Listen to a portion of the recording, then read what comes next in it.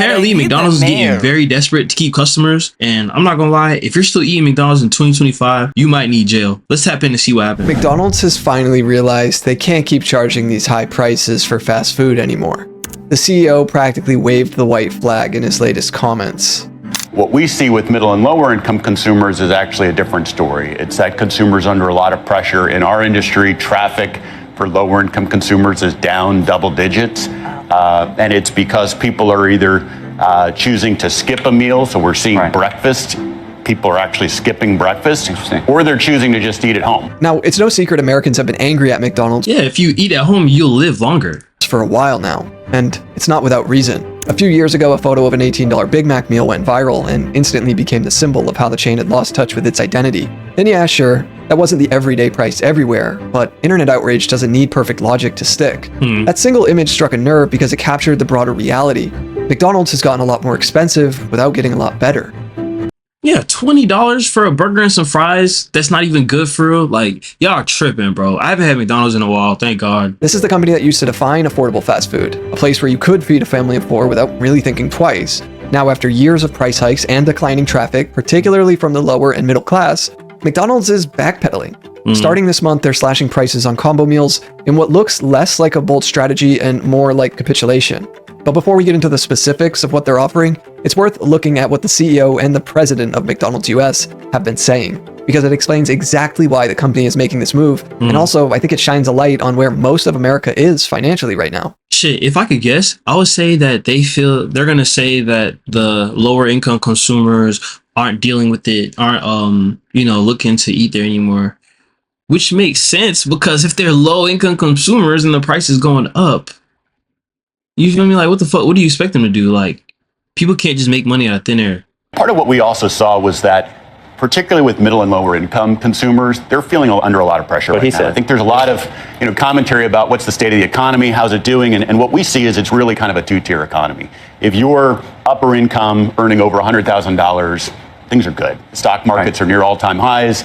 You're feeling quite confident about things. You're seeing international travel, all those barometers. And so for our business, which has a significant group of consumers which are in that middle and lower income. Oh, wow. Really? I would have never known that. I'm telling you, they just be using these big ass words to say broke people eat at McDonald's. And broke people can't eat at McDonald's anymore because McDonald's is expensive.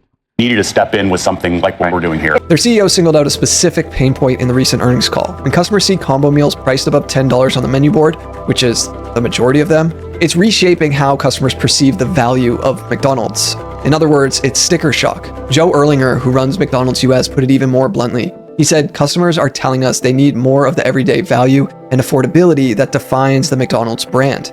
I think that's quite a remarkable admission, because it shows the company knows it has strayed from the very thing that has helped make it so iconic.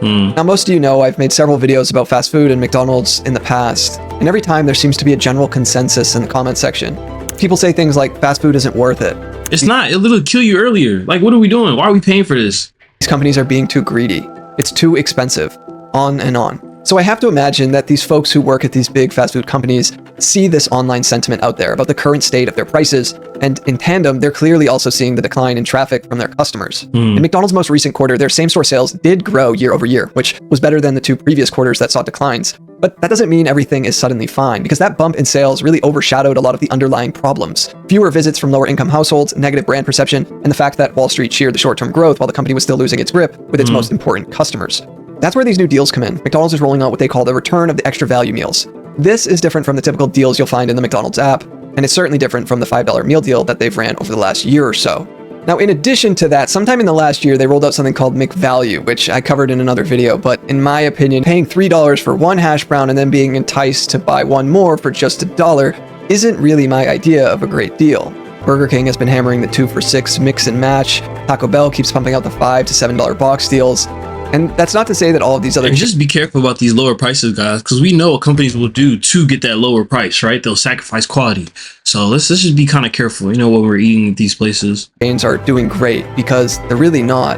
Taco Bell is the one fast food chain that keeps beating the odds, but if you ask me, that's because they still offer many different items at lower price points. But basically, all of these fast food chains are experiencing similar issues as McDonald's. You can see it clearly in the data. Traffic to US restaurants is down 1.7% this year, Yeah. and fast food visits specifically are down 2.7%, according to Black Box Intelligence. When people decided it's cheaper to cook at home than drop $12 at McDonald's, that's when the Golden Arches lost their advantage. But there's another layer here. The economy isn't working in their favor. Inflation is still elevated, and the job market is starting to weaken. For most households, that pressure means cutting back. Historically, McDonald's thrives when the economy slows down because people trade down from sit-down restaurants. But that trade-down effect hasn't been happening. Wealthier households also don't care about saving a few bucks on a Big Mac, and the customers McDonald's depends on, lower and So middle lower income incomes, yeah, the people who don't have money, that's how y'all got rich. families, well, those are the ones that are skipping fast food altogether. And that's especially who McDonald's is desperate to get back.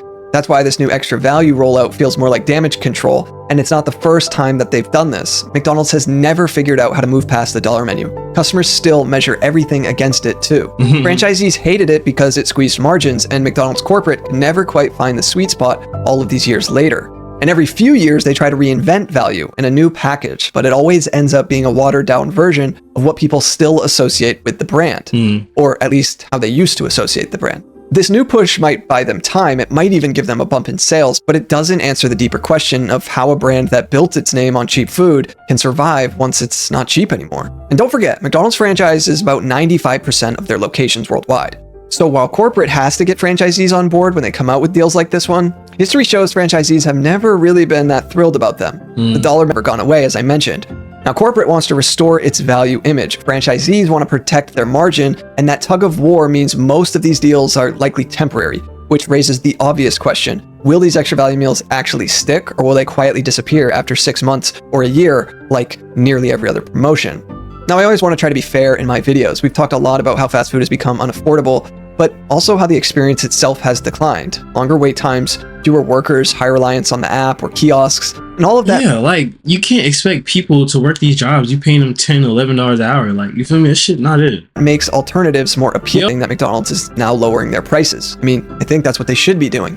And yes, some people will and have argued that fewer fast food trips is a good thing.